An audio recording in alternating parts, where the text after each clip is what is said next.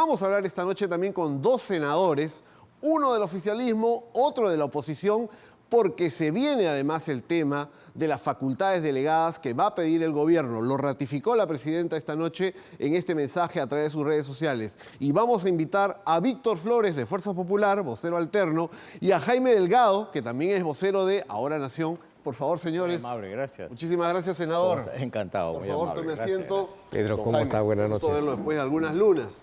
Ambos con experiencia parlamentaria. El senador Víctor Flores ha sido congresista hasta hace muy pocos días, ahora es senador.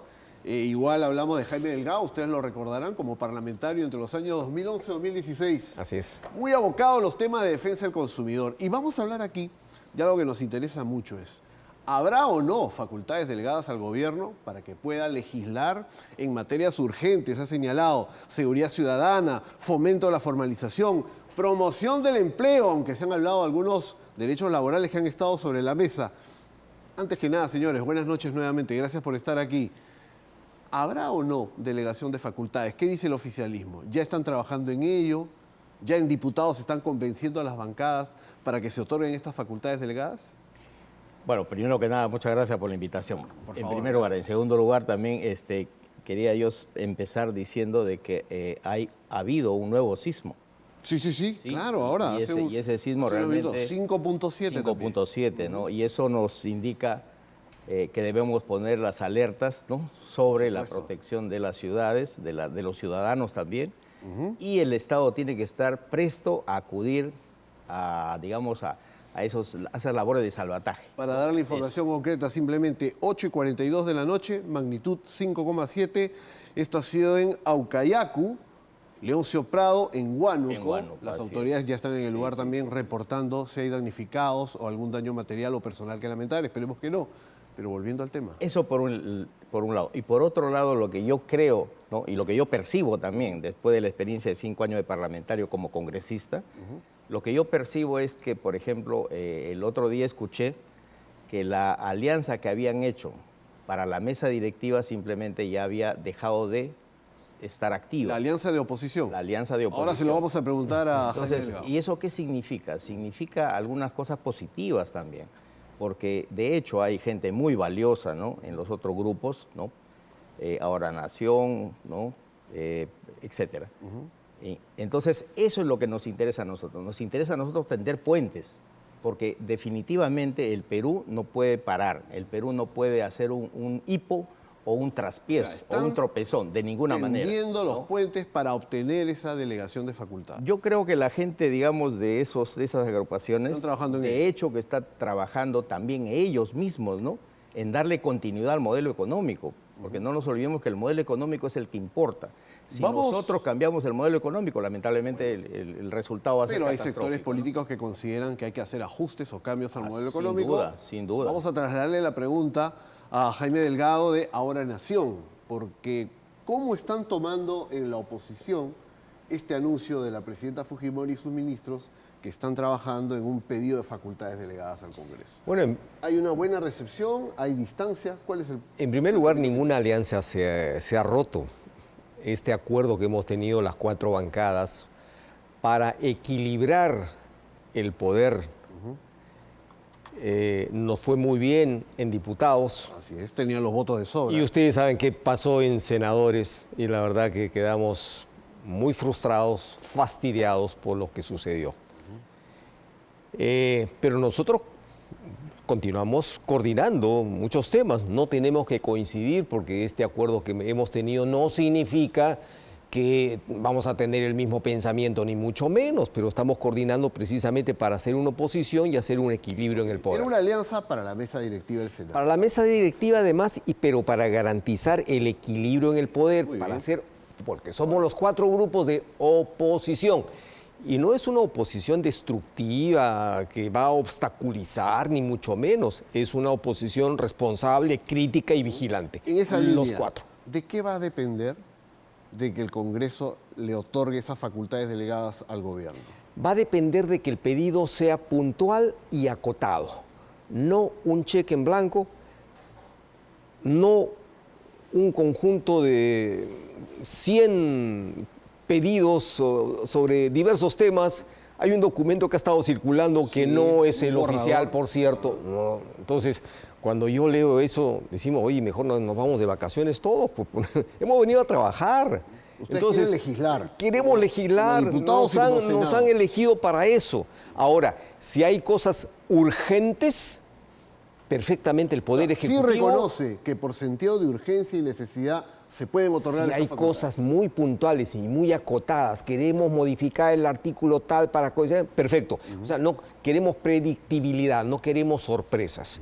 Y si hay cosas, seguramente hay muchos aspectos que necesitan, que tienen carácter de urgencia, pueden presentar proyectos de ley con carácter de urgencia y nos ponemos a trabajar 24 horas, yo no tengo ningún problema, ¿no? Ahora, este pedido que ha anunciado la presidenta, que el Consejo de Ministros va a debatir y va a aprobar en los próximos días, muy probablemente el próximo domingo, que va a versar fundamentalmente seguridad ciudadana, fomento a la formalización, promoción del empleo, y ahí se han hablado de derechos laborales que para algunos estaban en riesgo, desregulación, es decir, acabar con la tramitología, y en materia tributaria, evidentemente el pedido no va a llegar con cada proyecto ya redactado, son temas generales para que sean discutidos en diputados y luego en senadores, si se otorgan o no esas Pero es facultades. que la desregulación es un tema demasiado amplio. Yo estoy de acuerdo que hay muchas trabas burocráticas en el gobierno, los gobiernos locales, regionales, centrales, etcétera, que te piden requisitos que son absurdos, ¿no es cierto?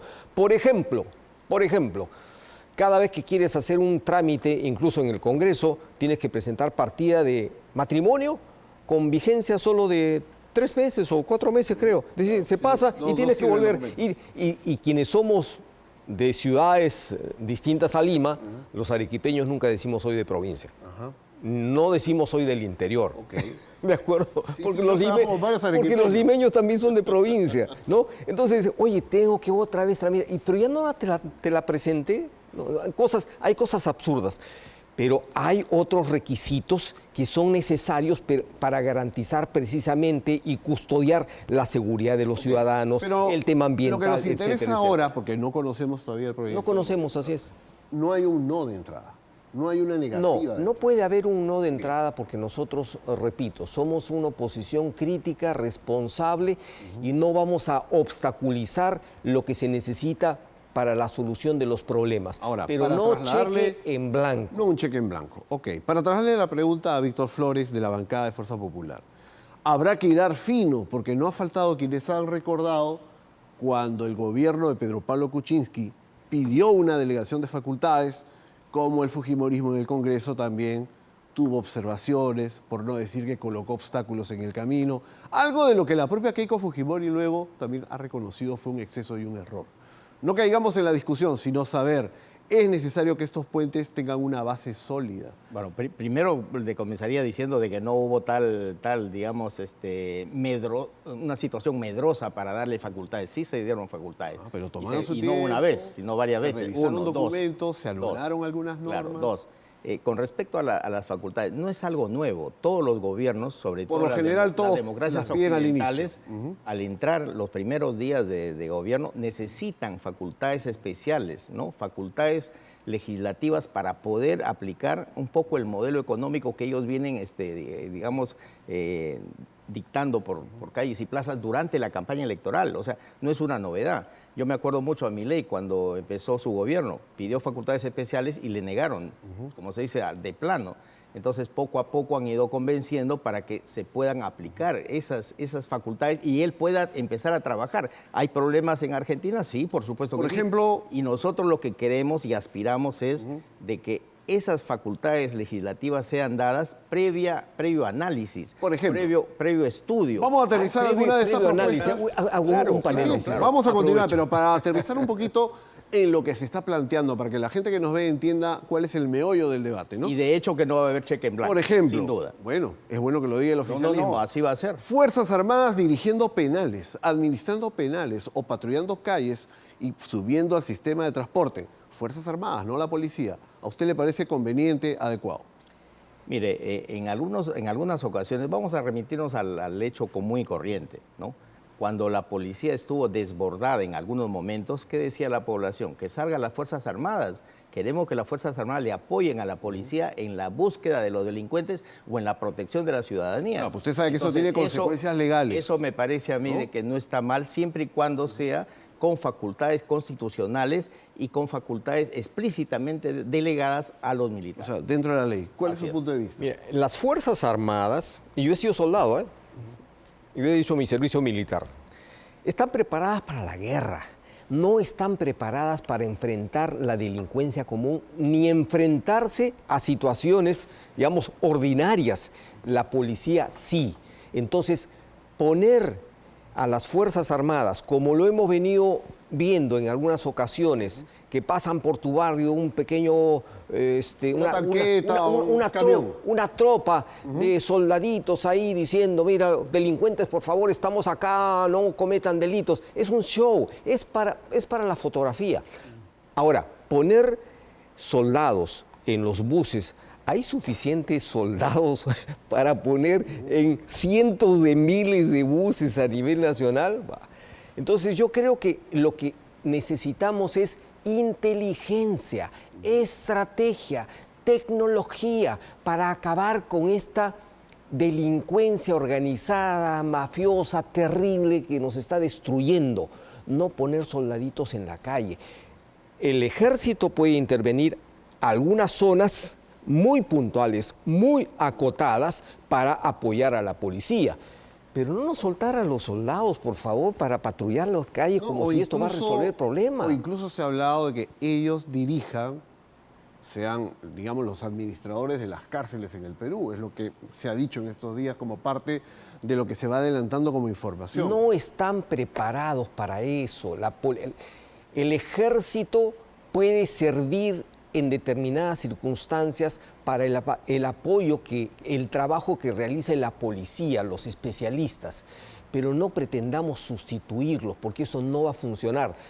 Se va a ver lindo en la fotografía, incluso yo diría hasta no se vería bien, porque yo he visto en algunos países, en Colombia, por ejemplo, entras a un restaurante y verías a soldados ahí. Pero es cierto lo que dice el congresista Flores, responde a un clamor popular, sí, un clamor hay que acabar con la delincuencia y en eso estamos absolutamente convencidos todos. Pero repito, inteligencia, tecnología, estrategia, equipos. Bueno, yo me voy a remitir a su pregunta nada más, ¿no? Usted preguntó sobre la participación del ejército, de las Fuerzas Armadas. Además, la presidenta esta tarde lo ha ratificado en este vivo. No solamente vamos a ha dicho, en unos días ustedes, a la gente que está viendo el vivo, a la ciudadanía, van a ver a nuestros soldados en las calles y en los vehículos de transporte. Así es, porque mire, la seguridad ciudadana es una prioridad, insoslayable, ¿no? De manera urgente necesitamos seguridad, pero también el manejo de la criminalidad. Y la criminalidad, coincido con el senador, amplio, diciendo lo siguiente, la criminalidad justamente se descubre, ¿no?, con inteligencia. O sea, no podemos pensar de que los grupos de inteligencia son solamente grupos de, digamos, de vecinos que soplan, Ya, acá pero vive. acá No, lo que yo la estoy viendo inteligencia es que tiene que ser más o menos de élite, si el así como gobierno- el FEIN en las épocas de los 90. perfecto, ¿no? ese es un buen Y ejemplo, finalmente FEIN. también los penales. Claro. O sea, los penales tienen que tener el apoyo, aunque sea disuasivo, porque tampoco no podemos pedirle peras al olmo, aunque sea disuasivo, de las Fuerzas Armadas dándole seguridad. Ojo, los penales están manejados por el INPE, que es una policía, yo diría, Está bien, pero ahora se habla especializada de para manejo de penales, ¿no? entregar la dirección de los penales a la Fuerza Armada. Es un tema amplísimo, sin Es un- duda. de hecho, lo vamos a de discutir en hecho, su ¿no? momento, pero por lo que veo es que hay iniciativas que probablemente diputados aprobará como parte de ese paquete de delegación de facultades. Y no nos olvidemos Pero en el también, Senado- claro, Pero ojo, se anulan. Ojo. Se da marcha atrás. Pero en ese documento informal, Es un borrador. etcétera, aparece ahí una disposición que dice que las disposiciones que se dicten no estarán sujetas al estudio de impacto regulatorio. ¿Qué cosa? Oye, estamos nosotros postulando a la OCDE precisamente para elevar el estándar de regulación en nuestras leyes y disposiciones, y justo en esa delegación dice que las normas que se dicten no estarán respaldadas por estudios de impacto regulatorio. ¿Qué es esto? Ahora, este borrador que ha circulado... Pero es un borrador. Ah, no es un Pero bueno, borrador, A mí efectivamente. también, pero los borradores también a veces dicen mucho de lo que se está pensando en primera instancia. Hay un tema que, por ejemplo, a don Jaime Delgado le puede parecer interesante, ¿no? Este borrador habla de eliminar los topes a las tasas de interés, ¿no? Que es una ley que se dio en el Congreso para que las tasas de interés tengan un límite máximo. En soles 114%, en dólares 99%. No, pero es que la ley Pero actual... ahora viene la pregunta. ¿Se pueden eliminar esas tasas de interés? ¿Eso es algo que va a tener apoyo en el Senado, por ejemplo? Este es particularmente, porque esto no lo hemos conversado, Ya. pero la ley actual establece que no es que la ley esté fijando 100 o 115 o 200%, es el Banco Central de Reserva Banco Central. el que determina el tope. Y el Banco Central de Reserva podría decir perfectamente, el tope va a ser 300%. O sea, pero se quiere eliminar eso de plano, no, saquemos Es todo. que el propio Banco Central de Reserva señala que esos topes pueden ser nocivos, pueden ser negativos. Entonces ya entra en, será entra- materia Y además de también- estudio. entra en también cancha de aquí- Pero lo legislador. cierto, ¿Cómo lo definirlo? cierto- No voy a defender la posición contraria ni tampoco la nuestra, no, de ninguna manera. Pero no nos olvidemos que estamos en una economía social de mercado. Ya. Y en una economía social de mercado se prima, ¿no?, la fuerza de la mano invisible. Si no hubiese esa fuerza de la mano invisible, lamentablemente, pues cada uno hiciera lo que quiere. Mire, yo recuerdo a un banco, no voy a decir el nombre, que cobraba 150%. Así, quebró hace unos años. Entonces, Pero usted está de acuerdo con que se eliminen estos topes o no, o que esos quede como topes, está. Como es un borrador, esperemos a ver si pasa o no pasa el análisis, Ajá, ¿no? O sea, si Así pasa ahí sí usted se compra el proyecto. no, simplemente entra al debate, pues. O sea, vamos a abrir el debate. O sea, no va a haber un cheque en blanco de ninguna manera. Nosotros mismos ya hemos dicho, y estuve conversando con el senador hace un rato. Los vi No, o sea, conversando muy animadamente. La idea es justamente que haya una racionalidad en la toma de decisiones. No puede ser, digamos, un cheque en blanco nuevamente, como que sea firmado sí o sí. Ahora, todos estos proyectos que van a llegar, el pedido de facultades y otros que van a llegar al Congreso, parten de un ejecutivo que ya conocemos en su composición. Ya fueron jurados esta semana, ya fueron juramentados los ministros del gabinete. ¿Cuál es su evaluación en general o qué sector le hace ruido? ¿Le parece que no necesariamente es una buena designación? Mira, me sorprendió escuchar a la presidenta decir de que su gabinete iba a estar conformado por gente técnica, con experiencia, conocimiento del tema, etc. Y dije que bueno. Y de pronto nos encontramos con un ministro de Salud que no conoce y no ha tenido ninguna formación ni experiencia en salud. Tal vez algún día se enfermó y pasó por alguna posta médica. Pero es un sector tan complejo, tan difícil y con tantos problemas En crisis. que ahí debieron poner a alguien que tenga experiencia del sector, porque no es momento para aprender. Tú no puedes ir a aprender, tú tienes que encontrar soluciones ya y si conoces la situación se te va a facilitar. Pero una persona que no tiene ningún conocimiento del sector, la verdad que no sé qué va a hacer. En el caso de Luis Dyer, Excelente. Le agradezco mucho que me pase la pelota a este no, campo. usted le Mire, tiene que responder al senador de la oposición. quiero enriquecer este coloquio, esta conversación. Mire, yo quiero traer a la memoria la performance de don Luis Castañeda Locio, cuando era presidente ejecutivo del IPSS en su momento. Él era un administrador de Un abogado, carrera, además, de abogado formación. administrador, o sea, un gerente, ¿no? Entonces, tampoco voy a defender a rajatabla esa posición, no, pero mi posición es la posición, en ese caso sí, de nuestra Presidenta de la República.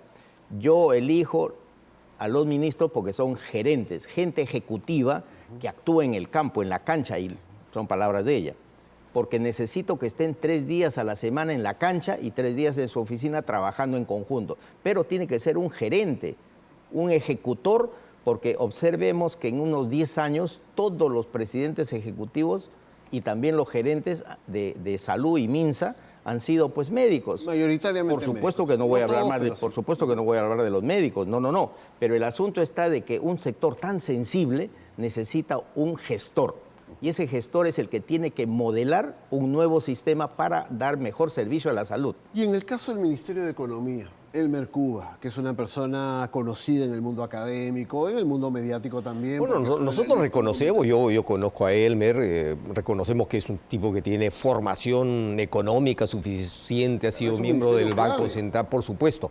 Ahora, lo que yo pido al fujimorismo, lo que yo pido al gobierno, y con nuestro colega veníamos conversando ya en el previo, es, señores, el fujimorismo tiene la oportunidad que el destino, el pueblo peruano, bueno, les ha dado para reivindicarse, pero que tenemos que entender que gobernar es privilegiar y poner por delante el interés público, el interés colectivo, antes del interés particular. Y en ese sentido, hasta yo sería más liberal de mucho de lo que se dicen liberales. ¿Por qué? Porque cuando tú regulas para un libre mercado, una libre competencia, tú tienes que legislar en función de todo el sector y en función de los consumidores. Pero si vamos a legislar para privilegiar un grupo determinado, un sector determinado, en detrimento del otro, eso no es libre mercado, eso es mercantilismo. Para entenderlo, senador, ¿usted considera que Elmer Cuba puede favorecer intereses empresariales? Yo no quiero hablar específicamente de nadie, yo los conozco a todos, hemos pasado por diversas circunstancias en los últimos años, yo solamente quiero dar este mensaje. Recuerda que yo fui el autor de la ley de los octógonos, sí. Todo lo que pasó por eso, porque se quería privilegiar a alguien, yo defiendo el interés público, defiendo la salud, defiendo los derechos humanos, defiendo la división de poderes y el equilibrio de poderes, y esa es la responsabilidad de todos. A ver qué nos Senado, dice diputados y gobierno. Senador Víctor Flores. Yo creo en realidad el rol que puede jugar Elmer Cuba. Que podría, reafirmar, rubricar un 90% de lo que dice el senador, y lo felicito porque dígame el 10, debería ser. Dígame el 10% que no rubricaría. Perdón, así debería ser, ¿no? Así debería ser. Por las dudas, el asunto está que en cuanto a la economía, nosotros tenemos economistas de un nivel pero sideral, astronómico. Mire el señor Julio Velarde, 1, 2, el señor Carranza o el señor Castilla, ¿no? Y ahora el señor Cuba, Elmer Cuba.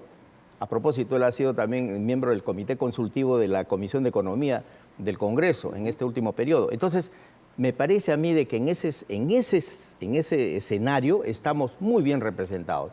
Tan bien representados que hay incluso economistas arequipeños que yo conozco, o trujillanos, o piuranos. ¿Usted piensa que Elmer Cuba va a tener apoyo sin ninguna en diputados duda, y en senadores con las iniciativas que plantea? Estoy seguro que sí, porque lo primero para este país es mantener, sostener y seguir caminando en el modelo económico que tenemos de economía social de mercado, que nos ha dado estabilidad económica, una moneda muy fuerte, reservas internacionales, pues 100.000 millones en este momento, o ya pasaron esa barrera, y así por el estilo, inflación controlada durante 30 años. Lo interesante de este primer gabinete es que la mayoría de objeciones de la oposición no van necesariamente sobre el Ministerio de Economía o sobre el Ministro de Economía. Eso es importante porque en un gobierno que comienza también queremos saber qué es lo que va a plantear en los próximos días. En todo caso, le damos el aval al Ministro de Economía y me parece muy bien. Pero hay otro tema que es de política interna también importante, creo. Se ha hecho el anuncio de que el Perú va a suscribir, se va a incorporar al escudo de las Américas, ¿no? Que es este club de países que apoya a los Estados Unidos en esfuerzos antinarcotráfico, tema de seguridad, comparten inteligencia, distintos países que pertenecen a este escudo de las Américas. ¿A usted le parece conveniente que el Perú se adhiera a esta iniciativa del presidente Donald Trump? Mira, todas las iniciativas que tienen que ver, y no solamente con los países que me gustan, por los presidentes que me gustan, todos los países en general que estamos siendo víctimas del narcotráfico, de la delincuencia organizada internacional y todas estas lacras, tendríamos que ir juntos, organizados hacia eso. No un club privado solo con los que pensamos, digamos, ideológicamente en algo, ¿no? O sea, pero la pregunta es si a usted le parece que eso es favorable para el Perú o no. Yo creo que deberíamos incluso ampliarlo a muchos más países, pero no bajo un liderazgo ideológico, ¿sí? Sino centrándonos, yo he escuchado al presidente chileno hablar de manera general, digamos, combatir la delincuencia, el crimen organizado. Pero él también está en vías de acercarse pero, al escuché escudo de las Américas. Escuché a Milei diciendo, claro... Él ya está dentro, él está en el club. Sí, porque hay que acabar con estos izquierdistas, extremistas. Por favor, eso no contribuye. Quiero trasladarle esa misma interrogante al senador En el tema del escudo de las Flores. Américas no hay nada ideológico, porque resulta que ahí no hay un combate contra la ideología o los sistemas de pensamiento. Bueno, pero que así lo existen. siente Por el supuesto, senador porque Delgado. Escucho esas voces. Perdón, ese integrar el escudo de las Américas que lo propone el presidente Trump, justamente es para luchar de manera directa contra el narcotráfico, la minería ilegal, contra la trata de personas, Así es como se ha anunciado. contra la inmigración. Y lo ha hecho la delincuencia, presidenta ¿no? Fujimori y lo ha hecho el canciller Por Carlos supuesto, o sea, Cepaz. esa es la razón de ser. Uno. Dos, cuando el Perú ha sido aceptado hace poco, hace 2 o 3 meses, ha sido aceptado para ser parte o aliado de Estados Unidos sin ser miembro de la OTAN, sinceramente para nosotros es un lujo, porque quiere decir de que recién Estados Unidos está volteando a mirar a los países latinoamericanos. Y eso es bueno, no es malo. Ahora, lógicamente eso es motivado, quién sabe, por el puerto de Chancay y otros proyectos más. Pero de todas maneras es bueno porque de un momento a otro Estados Unidos dijo, vamos a poner una base espacial en Piura, por ejemplo. O sea, es una cosa maravillosa, ¿no? De tal manera que la primera potencia del mundo que nos dé una mirada... ¿Qué le parece entonces me favorable parece a mí el que tema? es favorable, Positivo. y en este caso ser parte del escudo de las Américas. Parte del oficialismo, me Lo imagino. que te quiero decir, Pedro, es que el Perú tiene que mantener su soberanía. Soberanía. Y en esa soberanía tiene que mantener relaciones internacionales con Estados Unidos, con China y con todos nuestros socios comerciales. No podemos darnos claro su punto. ese lujo de inclinarnos hacia un sector, porque eso, o sea, comercialmente incluso... Vamos a ver nos qué puede responde el canciller Spa en los próximos días. Los temas son Ojalá variados. que el haber trabajado como empleado de la Embajada de Estados Unidos no lo sesgue solamente. También le vamos a trasladar ese Solamente interrogante. para cerrar el tema claro. anterior. Mire, nosotros somos una nación soberana, es cierto, y estamos abiertos a todas las inversiones. En nuestro país vienen inversiones chinas, coreanas, hindúes dentro de poco cuando se firme el Tratado de Libre Comercio, y además también no nos olvidemos que tenemos 23 tratados de libre comercio con múltiples países. No, y tiene que haber más. Eso nos ha creado una demanda de productos peruanos y a la vez también mejorar nuestro mercado. No O sea, queremos- eso tenemos que mantenerlo. No queremos agotar el debate aquí, tienen que debatir en el Senado, así que vamos a estar muy atentos a ese debate. Nosotros tenemos todavía mucho que desarrollar porque a partir de lo que está planteando el gobierno, también como ciudadanos queremos saber si el país va a crecer, a dónde va a llegar ese crecimiento y cómo podemos cerrar este año, que es un año con elecciones, con niño costero, niño global. En breve va a estar aquí el exministro de Economía, Luis Miguel Castilla, para hablar de todos estos temas. Así que yo les agradezco a ambos su presencia esta noche. Muchas Y vamos gracias, a tener oportunidad ya con el proyecto sobre la mesa, Exacto. paso a paso, de qué forma se consolide el apoyo en el Congreso. Primero tiene que pasar por diputados. Si diputados aprueban la delegación de facultades, viene al Senado y ahí puede ser otra danza. Ahí pueden cambiar las cosas, ¿no? Pueden cambiar, ¿no? Esperemos que no. Amigo Tenorio, es un placer estar acá. Gracias por favor a ambos. Encantado. Gracias por acompañarnos. ¿Ya saben quién los traicionó con el voto viciado? Bueno, para bailar tango se bailan dos, ¿no? Ajá. No se baila solo. ¿Alguien que vice? ¿Hay alguien que le pidió que vice? ¿Algo así es lo que dice? Ah, bueno, no sé. Quizás lo hizo de voto propio. Vamos a ver. Muchas gracias a ambos. Encantado de nuevo. Muy Nuevamente. amable. Hasta luego. Muchas gracias.